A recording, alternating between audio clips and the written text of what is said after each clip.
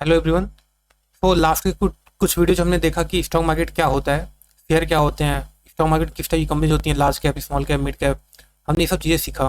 आपने ये भी जाना कि इंडियन स्टॉक मार्केट के अंदर 5,000 से ज़्यादा कंपनी लिस्टेड हैं। तो अगर मान लीजिए कि कोई आपसे पूछे यार आज मार्केट कैसा परफॉर्म किया, ठीक है, मतलब आज के दिन प्राइजेस ऊपर गए नीचे गए, क्या आप बता पाओगे? आप बता नहीं पाओगे क्योंकि 5,000 कंपनीज हैं। कुछ कंपनी ऊपर गई हूँ, कुछ नीचे गई हूँ, कुछ न्यूट्रल रही हूँ। हम ये बता नहीं सकते। और जैसा हमने ये भी डिस्कस किया था कि स्टॉक मार्केट होता है ओवरऑल किसी भी कंट्री के इकोनॉमिक्स पॉलिसीज का रिफ्लेक्शन होता है। अगर किसी कंपनी के अंदर, किसी देश के अंदर ग्रोथ है तो यूजुअली क्या है, उनका शेयर मार्केट ऊपर जाता है। ठीक है।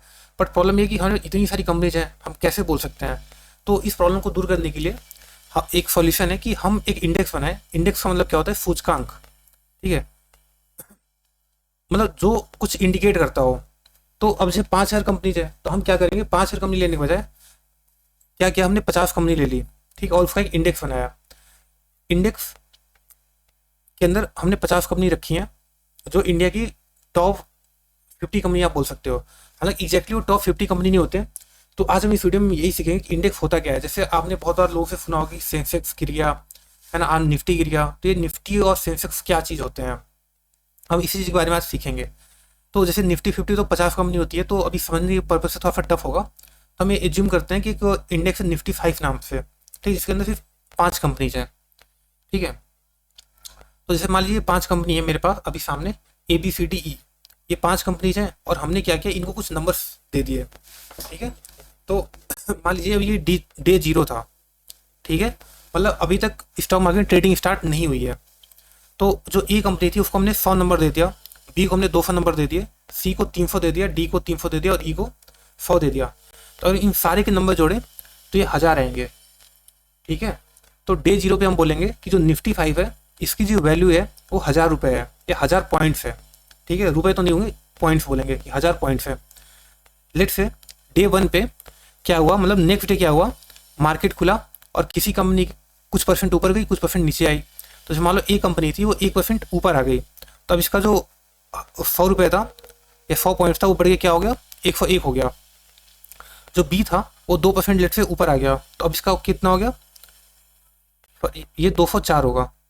ठीक है, और ये 2% नीचे आ गई। ठीक है, जो सी कंपनी थी तो ये कितना हो गया, 294 हो गया, 2% घट गया। जो डी थी वो 1% ऊपर आ गई, तो अब ये कितना हो गया, 303। ई जो था वो 2% ऊपर चला गया, तो ये कितना हो गया, 102। तब बताइए इसकी टोटल वैल्यू कितनी हो गई है। इसको जोड़ लेते हैं, तो हो गया 415 -1 +2 +4, आई थिंक 1004 होगा, है ना। वो 415 -1 2 2 4, ठीक है।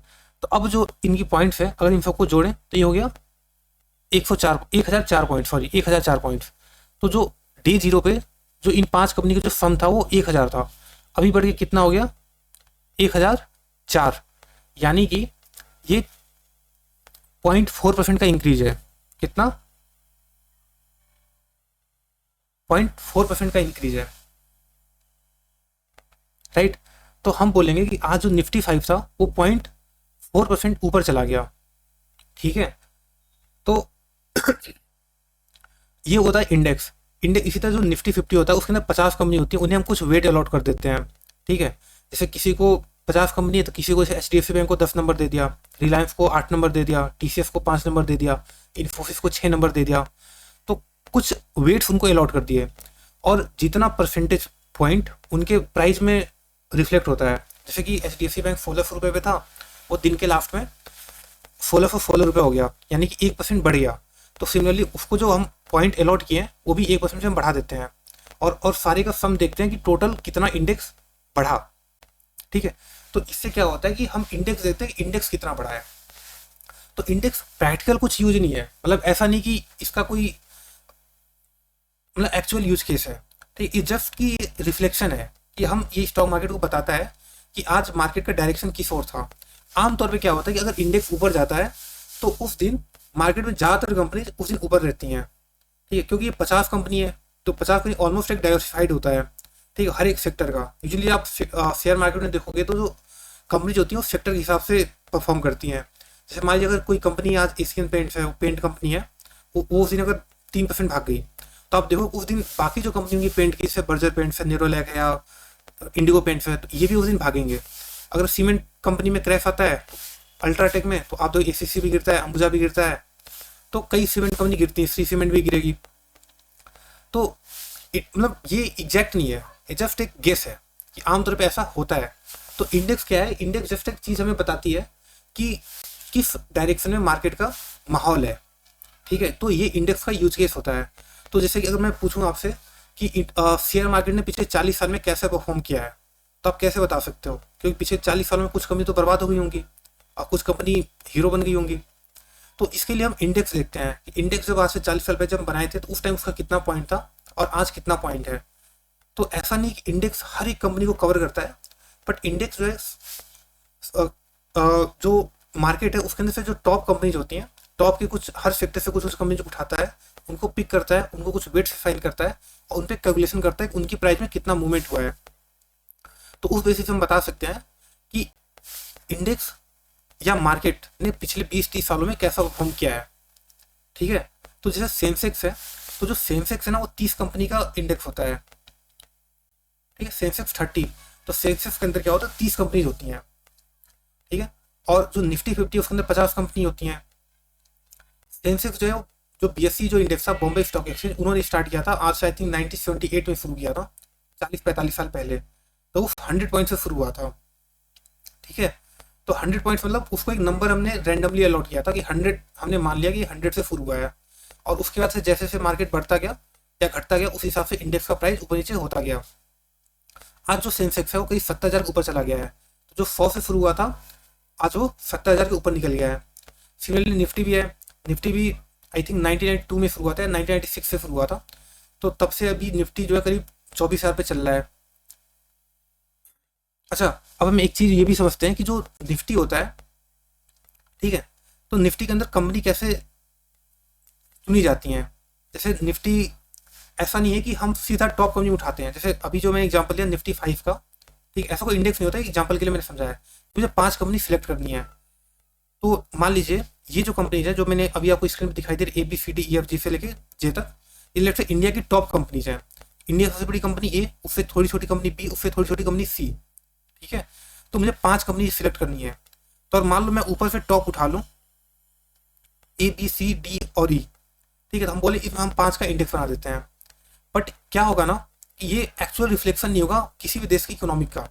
क्यों? क्योंकि मान लीजिए अगर आपकी टॉप कंपनी जो है पाँचों की पाँचों कंप्यूटर साइंस से रिलेटेड है या पाँचों कंपनी IT सेक्टर से रिलेटेड है, ठीक है, तो ये एक अच्छा रिफ्लेक्ट नहीं करेंगे आपकी इकोनॉमिक बारे में। हो सकता है कि सिर्फ और सिर्फ सॉफ्टवेयर इंडस्ट्री अच्छा कर रही है, बट जो कंजप्शन है, जो मेटल सेक्टर है, जो हेल्थ केयर है या कोई भी और सेक्टर, वो अच्छा परफॉर्म नहीं कर रहा है। तो आप सिर्फ सॉफ्टवेयर को दिखा दिखा के आप ये नहीं बोल सकते कि देश प्रोग्रेस कर रहा है।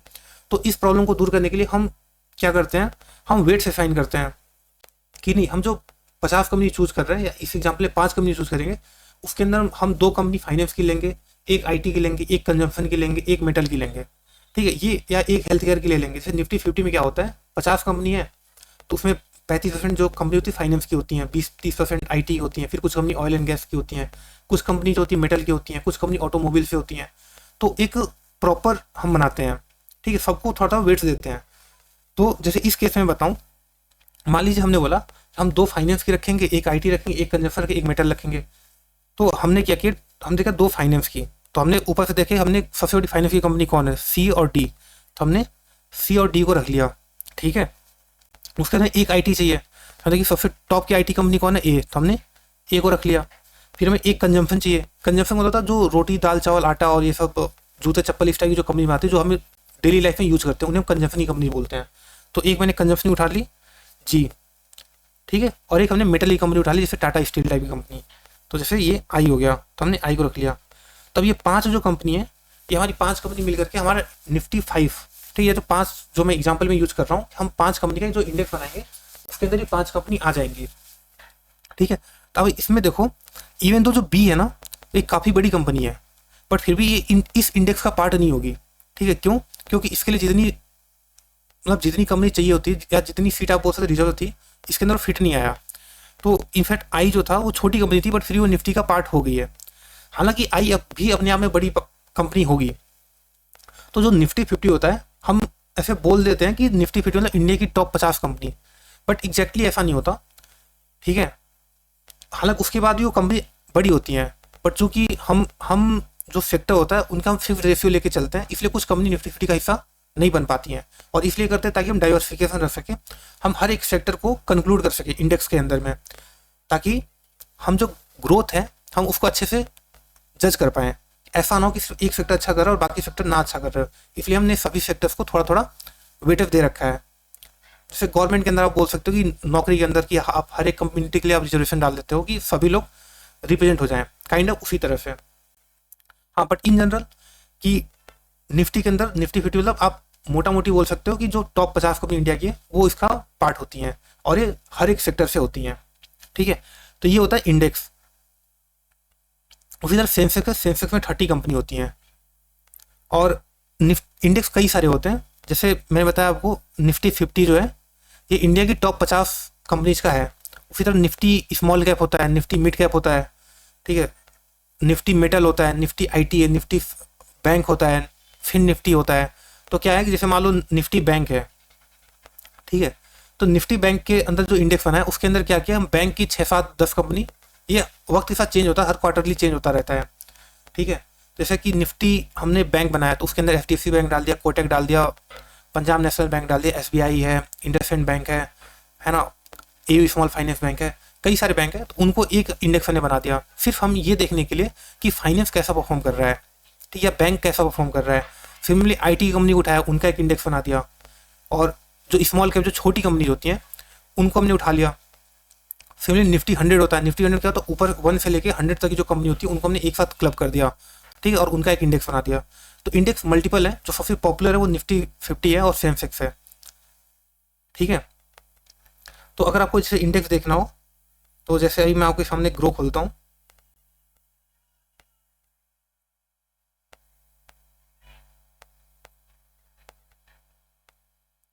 तो जैसे यहाँ आपको दिख रहा है, तो यहाँ पे आपको कई सारे इंडेक्सेस दिखेंगे। जैसे आपको निफ्टी 50 दिखेगा, निफ्टी बैंक है, फिन निफ्टी है, फिन निफ्टी एनबीएफसी कंपनी होती है, बीएससी सेंसेक्स है, निफ्टी मिड कैप है, बीएससी बैंक एक्स है, India VIX, India total market, जैसे कई सारे इंडिसेज होते हैं। उसी तरह ग्लोबल इंडिसेज भी होते हैं। जैसे इंडिया के अंदर आपको निफ्टी है और सेंसेक्स है और कई सारे इंडेक्स है।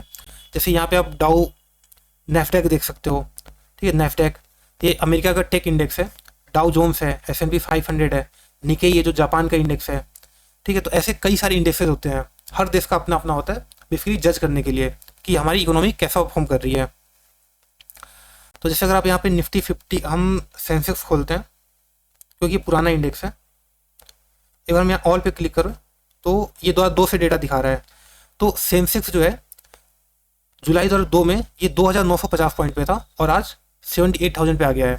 मतलब ये करीब 24 गुना हुआ है पिछले 20 सालों के अंदर। तो भी एक डिसेंट रिटर्न है इंडेक्स के हिसाब से, सेफ, क्योंकि इंडेक्स यूजली ऊपर ही जाते हैं, क्योंकि मैंने बताया ना इसके अंदर टॉप कंपनी होती है इंडिया की, और टॉप कंपनी यूजली अच्छा ही परफॉर्म करती हैं, ऐसा नहीं कि, और ये इंडेक्स जो होता है लगातार फिक्स नहीं होता, हर क्वार्टर इसमें रिव्यू करते हैं और कुछ कंपनी जो परफॉर्म खराब करती है उन्हें बाहर निकाल किसी नई कंपनी को ला देते हैं, ठीक है। जैसे मान लीजिए कि कोई कंपनी है, जैसे HDFC बैंक एक कंपनी है और एक HDFC कंपनी थी, दोनों मर्ज होकर एक कंपनी बन गई, पहले दोनों निफ्टी का पार्ट थी, तो पहले 50 कंपनी थी, दोनों एक हो गई, तब 49 कंपनी रह गई, एक कंपनी का स्पॉट आ गया, तो कोई दूसरी कंपनी थी LTI माइंड था, उसको उठा के निफ्टी 50 का डाल दिया, या Pidilite है उसको उठा के डाल दिया, किसी और कंपनी को डाल दिया। सिमिलरली कोई कंपनी खराब की तो उसको हटा दिया और किसी दूसरी कंपनी को ला दिया। तो जो इंडेक्स होते हैं ना उनकी में कंपनीज भी रोटेट होती रहती हैं। तो जैसे ये जो डेटा है ना, ऐसा नहीं कि ये निफ्टी जो है ये जो सेंसेक्स है 2002 से लिस्टेड है, ये तो काफ़ी पहले से चल रहा है, बट ये डेटा जो कंप्यूटराइज डेटा है ये 2002 से ही अवेलेबल है, ठीक। उसके पहले जो फिजिकल डेटा हमारे पास होता था, लाइक आपने अगर वो देखे हो स्कैम 1992, तो उस टाइम फिजिकली काम होते, शेयर्स वगैरह फिजिकल काम होता था, तो डिजिटल डेटा उतना अवेलेबल नहीं है, या मे भी शायद ग्रो के पास ना हो। तो ये इंडेक्स होते हैं, इंडेक्स में भी लोग इन्वेस्ट करते हैं, ठीक है। मतलब आप तो नहीं इन्वेस्ट कर सकते डायरेक्टली, क्योंकि ये कई सारी कंपनी होती है, बट कई सारे म्यूचुअल फंड कंपनी होती हैं। म्यूचुअल फंड क्या होता है हम अगले वीडियो में देखेंगे। तो म्यूचुअल फंड आपसे पैसा लेते हैं और वो निफ्टी की कंपनी में इन्वेस्ट करते हैं या सेंसेक्स की कंपनी इन्वेस्ट करते हैं। तो भी एक सेफ तरीका होता है इन्वेस्टमेंट का। हम नेक्स्ट वीडियो में देखेंगे म्यूचुअल फंड के बारे में। तो वो अभी जो मैंने आपको बताया वो आपको समझ में आएगा और आपको अच्छा लगा हो। अगर आपको वीडियो अच्छा लगे तो आप लाइक करिएगा, तो नेक्स्ट वीडियो हम देखते हैं, नेक्स्ट वीडियो हम सीखेंगे म्यूचुअल फंड के बारे में। Thank you.